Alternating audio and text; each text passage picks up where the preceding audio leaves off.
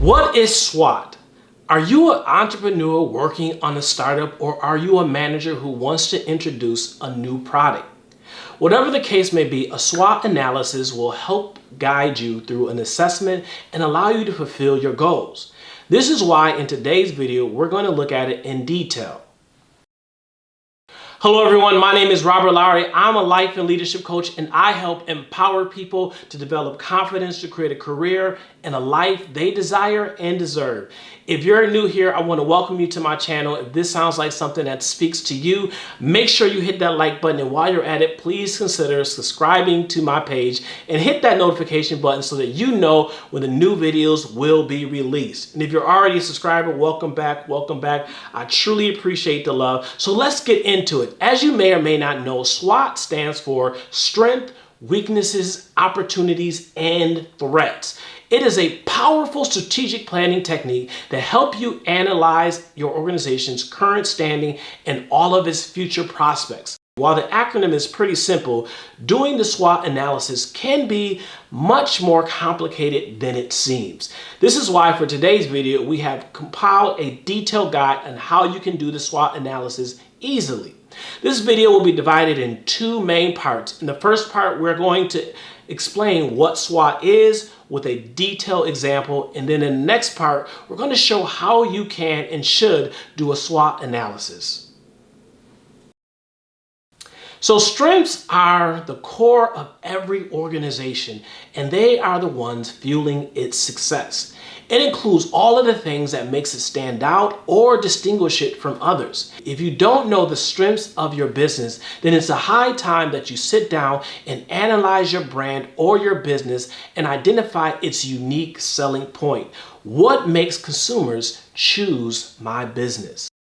After that, you should shift your perspective and ask yourself, how do my competitors view me? And how do I get ahead of them? So keep in mind that anything can be considered a strength only if it gives you a clear advantage. For example, if you're providing a high quality product and your competitors are also providing high quality products, then it's not a strength for you. It's simply a necessity. Some examples of strengths can be your business location, the quality of your product, customer services, and so on. Weaknesses. Now it's time to be even more critical and look at all of your weaknesses in your organization or business. It is essential that you are honest and you do not shy away from all the facts. A SWOT analysis will only be effective if you are realistic and gather all the information that you need, even if it means accepting unpleasant truths. So over here, you can consider many things such as the labor force in your organization, your resources, your procedures. Think about all the ways a competitor is doing better than you and focus on what's holding your company back. You should also consider all the things you can do to improve and practice what you should avoid. Remember, the more thorough you are, the more valuable your SWOT analysis will be. Take your time and research the market and assess all the factors carefully. Opportunities. If you are an ambitious visionary, then I'm sure you have many plans for the future of your organization. In a SWOT analysis, opportunities include all the factors that your company can take advantage of. For this, you should be well aware of everything that's going on in your market. Keep a lookout for changes in government policy, changes in social patterns, population profiles, and even lifestyle. This will give you an insight into all the possible opportunities. Opportunities are considered to be an external factor, and they may arise due to development in the market or innovations in technologies you use. People who have a good eye for opportunities push their organizations to the next level, allowing it to lead the market. The most important thing you should keep in mind is that these opportunities don't have to be a huge game changer. It could be a small change that can help your organization get an edge over others. Ask yourself, what are the current market trends and how can I take advantage of them? Threats. Threats include all of those factors that could potentially harm your business or affect it negatively. Look at them as obstacles that are standing in your way to achieving success. Threats are also considered external factors because these are the things that affect your business from the outside. This can be anything from problems in the supply chain to changes in the market requirement. It can also include shortages in resources or recruits. It's essential that you evaluate and identify all threats so that you can protect your business from any potential losses. For this, you can and you should look into what your competitors are doing. If they are innovating and progressing faster than you, then it's a high time you catch up and make sure that this doesn't create future losses for your business. However, this does not mean that you start copying them. This might backfire and cause bigger problems for you. Instead, think of other more creative ways that you can improve and stand out from the crowd. Some examples of threats can be future expansions of your competitors, a lack of innovations in your organization, or low standards of products compared to the rest of the market. You should also consider all factors inside your organization that could potentially turn into threats. This could mean bad debt or cash flow problems. This can make your organization extremely vulnerable, which is why you need to deal with it ASAP. An example of a SWOT analysis. Now, in order to understand this better, let's do a SWOT analysis of a popular and successful brand. For example, let's take a look at Louis Vuitton. Now, we all know that this brand is probably one of the most successful luxury brands in the world. But the question is, how did it manage to get here? What are its strengths? Well, firstly, it has a rich history that allowed it to build a strong foundation. The brand is 167 years old, yet is still at the top. It has established itself throughout history and built an unrevealed name for itself. Now, as an entrepreneur who is just starting to build their business, you will not have this same advantage. But what you can have is superior, high-quality craftsmanship, just like Louis Vuitton. Their products are made with top quality leather, and let me tell you, they make their products durable. Products like their bags can last for more than a decade. If you ensure that your business has exceptionally high quality products, then it will allow you to stand out. Now, it takes years of hard work and excellent market strategies to build a successful brand like Louis Vuitton. Another strength, not just in Louis Vuitton, but many luxury brands across the world, are that they provide ultimate exclusivity. This makes the customers extremely loyal, and they are unaffected by this ridiculously high price. So if you're planning on starting your own luxury brand, then exclusivity is one strategy that you can incorporate into your brand. Now, moving on to the weaknesses. If we look at Louis Vuitton, then it may be profiting off of its excessively high prices, but because of that, it has restricted the brand clientele. It may have an international presence, but not all countries have customers with high disposable incomes. If you have a brand that is just starting off, then you should know that having excessively high prices will be a huge weakness. Another weakness that can come up is that your style and design you're going for might not fit all cultures. For example, Louis Vuitton's styling and designing originated from French culture and is insensitive to other fashion trends and in different parts of the world. This is why the brand is more popular in Western countries and is heavily relies on the United States for its revenue. In fact, 24% of its revenue comes specifically from the US. Now, if you want to establish a global presence, then it's important that your design isn't influenced by just one culture. You need to ensure that it's attractive to different cultures and different clienteles. Now, moving on to opportunities. If we look at Louis Vuitton once again, then we can see that despite these weaknesses, the brand has already established a big name in the global market, and hence it has the opportunities to expand to even Asian countries. Now, most countries across the world are seeing a rise in per capita income, and along with that, there has been a huge increase in the amount of disposable income. Louis Vuitton has the potential of expanding in these countries. Another factor that's a huge opportunity for Louis Vuitton is the rise in working women. This means that there's a need for a status symbol in the workplace paired with the fact that women now have more money to spend on themselves. Now, these are some factors that you need to keep in mind that if you want to work on expanding your business, it's essential that you look at your target audience and analyze their incomes. If you see an increase, then it might be an opportunity for you to introduce a higher end product. And finally, the threats. The biggest threat to luxury brands such as Louis Vuitton across the world is counterfeiting. People have substitutes that they can buy at a cheaper price, and that is diluting the market share and leading to many losses to these brands. The worst part is that it's unstoppable and impossible to control. Like we already discussed, threats can also come in a form of competitors and/or supply shortages. So now that we've used an example of a SWOT analysis, hopefully things will be much clearer for you. However, if you're still having problems with where and how to start, don't worry. In the next section of the video, we are going to go through a list of questions that will give you a clear idea of all the things your SWOT analysis should have. So are you ready? So let's start. Example questions for SWOT analysis. Strengths. Starting with strengths, some questions that you definitely need to answer are: what is our strongest selling point? How can my business distinguish itself from other competitors? Do we have an exclusive feature? How do our products excel? What makes our marketing team so special? What skills do our employees have that other businesses don't? Do we have a loyal customer base?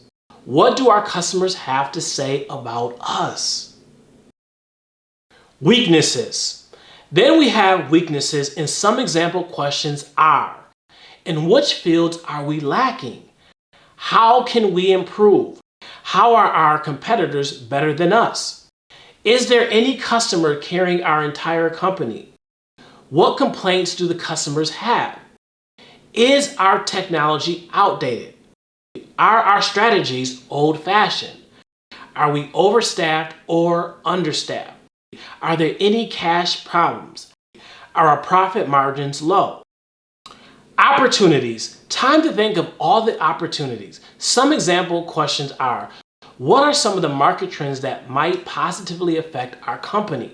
Are there needs we can fulfill, but we are not doing it? Can we update some of our strategies?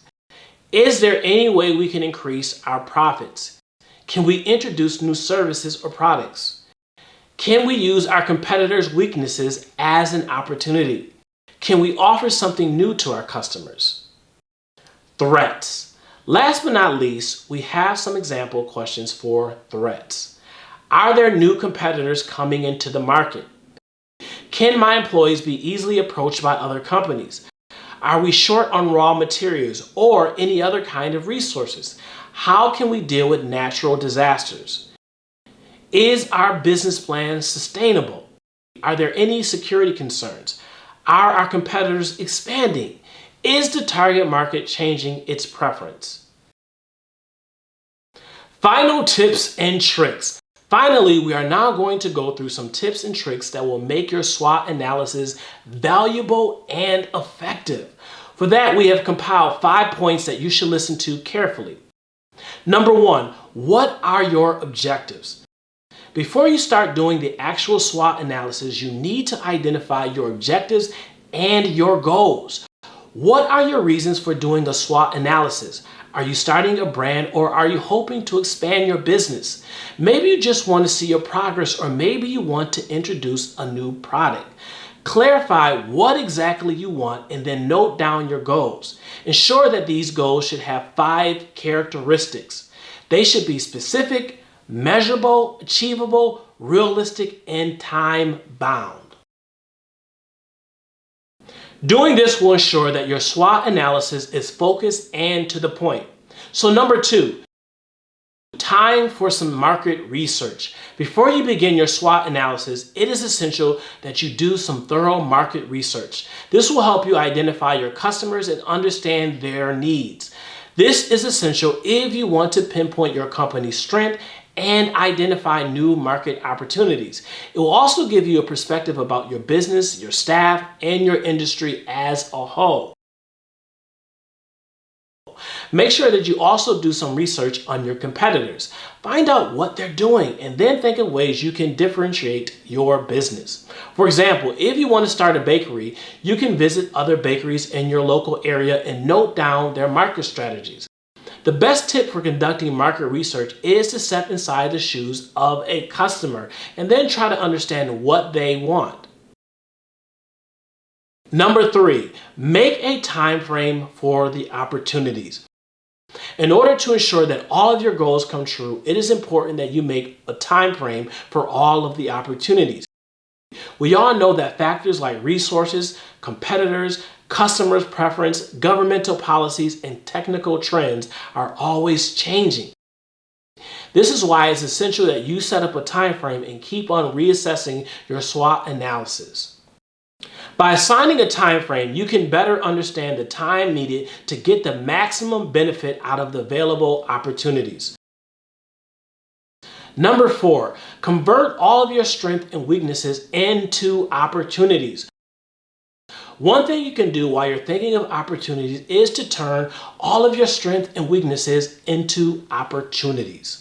Once you've found your unique selling point, this is pretty an easy way to use this to your advantage and turn it into an opening future for progress. In the same way, you can find ways to turn your weaknesses into opportunities by overcoming them. Number 5, use real data for your SWOT analysis. The best SWOT analysis is the one that is based on real data. If your ideas and strategies are based off assumptions, then they are bound to fail. Finding real data can be a hassle and a lot of work, but trust me, it is worth it. It will make your SWOT analysis more effective and realistic. So with that said, that's all we have for you guys today. We hope that all of this information helped you create a phenomenal SWOT analysis that will help your business prosper. We're wishing you the best of luck. If you have any other questions or suggestions, then don't forget to leave a comment below. Subscribe to our channel and more videos on how you can make your business successful. Until next time, thanks for watching. Excited. And they're holding poster signs that said, hashtag you're the best, hashtag you're number one. So I started waving my hands to everybody that looked around. And then I looked down to the left of my hands, and I was holding a basketball in my left hand. And then it seems like there was an interruption. What am I doing? I don't even play basketball. Why is there a basketball in my hand? So you know what? I came to the understanding that I got to wake up in the morning and I have to do this speech to these high school students. What am I doing? I don't even know what to say to them. Am I even good enough to talk? What if I mess up? Only got 4 hours to sleep. Why do they have these conferences so early in the morning?